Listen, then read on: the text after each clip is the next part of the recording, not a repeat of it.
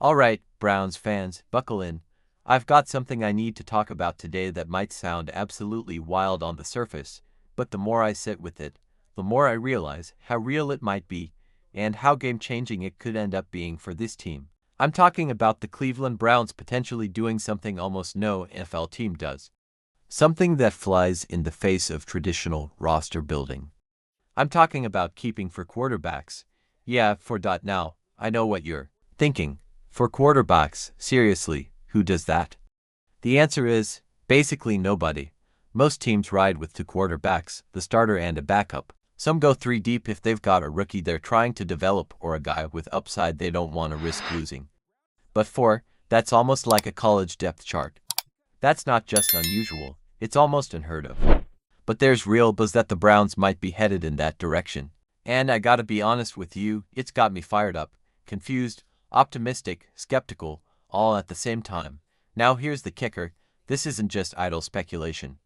This isn't some blogger throwing stuff at the wall to see what sticks. This talk is coming out of Berea before training camp even starts. Before the pads go on. Before any of these quarterbacks have even stepped onto the field in a live preseason game. Which tells me they're already seeing something they really like, because coaches, especially at the NFL level, do not say things like this unless they've seen something substantial. Something that makes them sit up and say, hold on, we might have something here. And let me tell you what that something is. It's Cheddar Sanders, the rookie, the fifth rounder.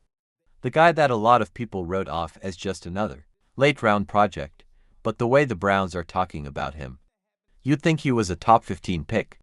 You'd think he already climbed the ladder and made a case to be in the Week 1 conversation.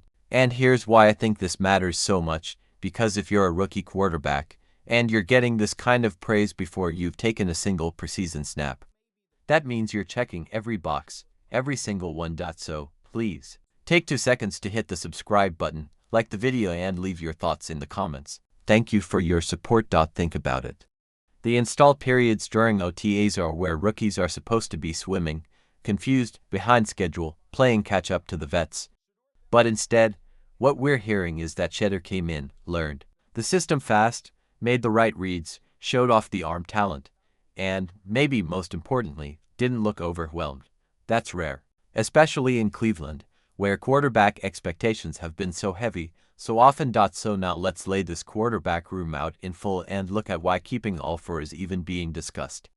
We've got Joe Flacco, the seasoned vet, Super Bowl MVP, guy's played more playoff football than the rest of the room combined. He's 39, pushing 40, but last year he showed he's still got a little juice. He came in cold late in the season and won games for us. So yeah, he's older, but he earned the respect. That man's presence in the locker room alone is valuable. Then you've got Kenny Pickett. First-round pick out of Pitt. The Steelers tried to make him their guy, and honestly, it just didn't quite work out. But the Browns saw something. They traded for him. And now he's here, trying to rewrite his story in orange and brown. And I'll be real, I've seen flashes. Not perfect, but there's something there. Add to that the third-round rookie, a guy who was drafted higher than Shedeur and who, let's be honest, would almost certainly have a roster spot locked in any other year. Third-round quarterbacks don't get cut unless they're a disaster. And from everything I've heard, he's looked solid. Not as flashy as Shedeur may be, but solid.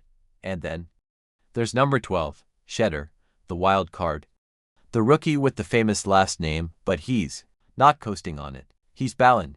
And what I keep hearing is that in the film room, in the huddle, in the drills, he's looked like the most natural guy out there, poised, commanding, confident, all the stuff you want to see in a young quarterback who wasn't even supposed to be in this mix yet. And so now, the Browns have a dilemma. A good one, but a dilemma nonetheless. Do you let one of these guys go? Risk putting someone like Shedeur or even the third-rounder on waivers and having them get snatched up? Or do you break tradition, bend the rules a little, and carry all for quarterbacks into the season? Here's where things get tricky. I know this game. I've been in those locker rooms. I know what happens to rosters when you carry too many guys at a single position. It throws the whole thing off balance. It might sound harmless, but it's not. So when I hear talk about for quarterbacks, I immediately think, alright, which position group is gonna get shortchanged? Because somebody will. There are only 53 roster spots, and only 47 of those guys dress on game day. Once you take out your starters, your kicker, punter, and long snapper, you've got, 25 slots left. And if you burn 3 of those on backup quarterbacks, that's 3 dudes who are basically inactive unless disaster strikes, and they don't play special teams. They don't cover kicks. They don't tackle. That's not what they do. So unless the Browns have a completely new plan for how to use this roster, I just don't see how they can justify it long term. I think this is posturing. I think they're trying to send a message that, hey, everyone's job is up for grabs, which is great. I'm all about competition. But once we get to the final cuts, I can't see them actually going through with keeping all for now. That said, and this is the part I'm starting to believe more and more, if Shedeur keeps doing what he's doing, if he continues to impress once the pads go on, once the real bullets start flying in the preseason, he's not just going to make the team, he might start. And I know that sounds crazy, 5th rounder, no NFL snaps, going up against a Super Bowl MVP and 2 other guys with more pedigree, but sometimes, talent just wins out. And if the coaches keep talking about him the way they are now, I wouldn't be surprised if, come week 1, they step up to the podium and say, it was a tough decision, but we're rolling with Cheddar Sanders. And if they do, you heard it here first, because I think something really special might be brewing in Cleveland. It's early. We've got a long summer ahead. But I'm telling y'all right now, keep your eye on number 12, because he might just be the future, and that future might arrive faster than any of us expected. Stay locked in, Browns fans. I'll be watching every throw, every camp report, every snap of preseason. And you better believe we'll break it all down right here on the channel. Let me know in the comments, would you keep all for quarterbacks, or do you think this is all smoke and mirrors because something's coming? And it's gonna shake up that quarterback room real soon. Let me just say this straight up, if Cheddar Sanders is going to be the starting quarterback, then just start the man. Don't tease it. Don't string it out through the summer. Don't make it some reality show where we're guessing week to week. If that's your guy, let him take the reins. If it's Flacco, cool, roll with Flacco, but make a decision. Because what I can't understand is why we've got 3 quarterbacks and maybe even 4 just hanging out on the bench, eating sunflower seeds and watching the game like they paid for a ticket. That ain't how you build a football team. That's how you waste reps, waste roster spots, and worse, waste time. And I'm not trying to be harsh, I'm just being real. I don't need 4 quarterbacks in the room just for vibes. I don't need another shady type in the quarterback room. I already got Shady doing what he does. He's running downhill, making noise, you know what I mean? What I need in that room is another James Jones, another Emmanuel Ocko, somebody who can look at talent and say, that dude can play. That one can't. Somebody who can evaluate, adapt, and move fast. Because here's the thing, it should not take this long to figure out who can ball. Coaches, scouts, G-Miz, y'all been in camp. Y'all been in the room, you've seen these guys throw. If you're still confused about who's got the juice, that's a problem. So please take 2 seconds to hit the subscribe button, like the video, and leave your thoughts in the comments. Thank you for your support. Let's keep it 100 if you carry. For QBS on the active roster, at least one of them ain't dressing on game day, and maybe 2. So now, what you've really got is 2 wasted spots on the 53-man roster.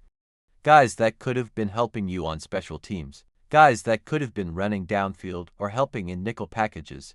Gone. That's bad roster management, plain and simple. But you know what the deeper issue is? Cleveland doesn't know who the best quarterback is right now. That's the truth they're not saying out loud. We know what Flacco brings to the table. He's a vet, he's seen it all. But you're getting, 3 or 4 wins max from him. And yeah, Kenny Pickett, he had a couple decent games when Hurts was down. But in Cleveland, that's a whole different beast. We don't know what version of Pickett we're gonna get. Now Shedeur, he's the wild card. And I don't mean that in a bad way. I mean it in a this guy might be special kind of way. But the organization is scared. They're scared of looking dumb.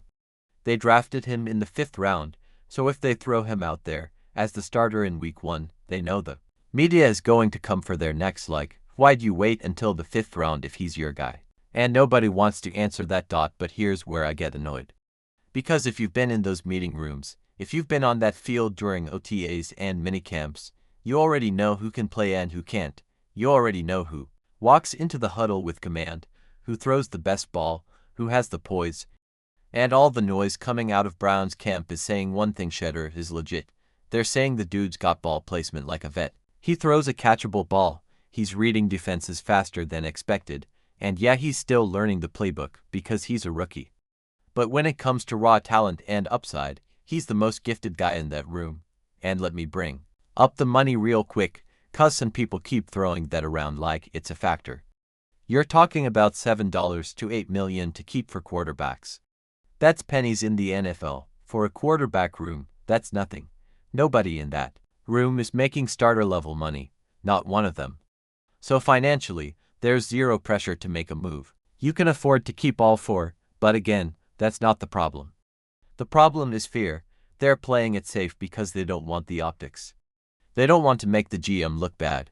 They don't want to throw the scouting department under the bus, so instead of just naming the most talented guy the starter, they're dragging it out, hoping someone else makes the decision for them. But at some point, the games have to stop. You've got to let your best players play. I remember when I got drafted 3rd round and Robert Ferguson was in front of me all training camp. I was making plays. But it wasn't until I got into a real preseason game and lit it up that the coaches were like, okay, he's the guy. That's what it's going to take with Shedeur. He's been balling in OTAs. He's probably going to keep balling in training camp. And when he steps into that first preseason game, watch, that's when it all becomes real. That's when he takes the job. You look at Andy Reid, he don't play these games. When Westbrook was the guy, he was the guy. And when he wasn't, Shady McCoy stepped right in. No drama. No waiting. Mounds, same deal. Alex Smith was the starter until Mounds was ready. Once that switch flipped, that was it. They didn't make a public scene out of it. They just made the move and let Mounds do his thing. And that's why Andy Reid is one of the best to ever do it. He trusts his eyes. He trusts his process. But some of these other coaches, man, they get in their heads. They get caught up in politics and contracts and pressure from upstairs. So here's what I'm saying to the Browns right now: make a decision. If Shedeur's the guy, then let him be the guy. Rip the band-aid off and don't look back. Let number 12 take that first snap in week 1. And if he struggles, fine. That's part of growing. That's how you find out what you really got. But this in between, this waiting game, this QB carousel, this is how you end up 7 to 10 and wondering what could have been. So that's where I stand. But hey, drop your thoughts in the comments. Is it Shedeur's job to lose, or do you think Flacco or Pickett should get the nod? I'm curious what y'all think, because right now, I think the answer's clear. The Browns just need to stop stalling and let the kid play. If you're rocking with this channel, make sure to hit that like button, subscribe if you haven't already, and turn on the notifications so you don't miss a single update. I'll be breaking all of this down as camp heats up, so stay tuned. We're just getting started. Peace.